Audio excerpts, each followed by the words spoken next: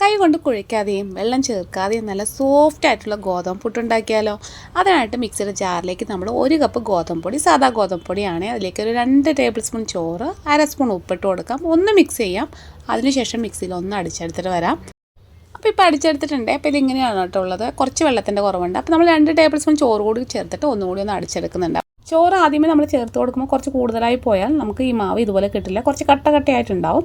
അപ്പോൾ നിങ്ങൾ 1 table spoon ഗോതമ്പ് പൊടി കൂടി ചേർത്തിട്ട് ഒന്ന് അടിച്ചെടുത്താൽ ഇതുപോലെ കറക്റ്റായിട്ട് കിട്ടും. അപ്പോൾ നമ്മൾ ചോറ് ചേർക്കുമ്പോൾ നോക്കിയിട്ട് വേണം ചേർത്ത് കൊടുക്കാനായിട്ട്. അപ്പോൾ ഇനി നമുക്ക് പുട്ടുണ്ടാക്കി എടുക്കാം. അപ്പോൾ ഞാൻ ചിരട്ടപ്പുട്ടാണ് ഉണ്ടാക്കുന്നത്. അപ്പോൾ ആദ്യമേ തേങ്ങയിട്ട് കൊടുത്ത് പിന്നെ പൊടിയിട്ട് കൊടുത്തിട്ട് മുകളിലേക്ക് വീണ്ടും തേങ്ങയിട്ട് കൊടുത്തിട്ട് ഇതുപോലെ ഒന്ന് സ്റ്റീം ചെയ്തെടുക്കുന്നുണ്ട്. അപ്പോൾ നമ്മുടെ പുട്ട് റെഡി ആയിട്ടുണ്ട്. ഒരു പ്ലേറ്റിലേക്ക് മാറ്റാം. ഈസി ആയിട്ട് ഉണ്ടാക്കാൻ പറ്റിയ ഒരു ഗോതമ്പ് പുട്ടിൻ്റെ റെസിപ്പിയാണ്. നല്ല അടിപൊളി ടേസ്റ്റുമാണ് കഴിക്കാനായിട്ട്. അപ്പോൾ തീർച്ചയായിട്ടും എല്ലാവരും ഒന്ന് ട്രൈ ചെയ്ത് നോക്കുക. വീഡിയോ ഇഷ്ടമാവുകയാണെങ്കിൽ സപ്പോർട്ട് ചെയ്യാൻ മറക്കരുത്. അടുത്ത നല്ലൊരു വീഡിയോ ആയിട്ട് കാണാം. താങ്ക്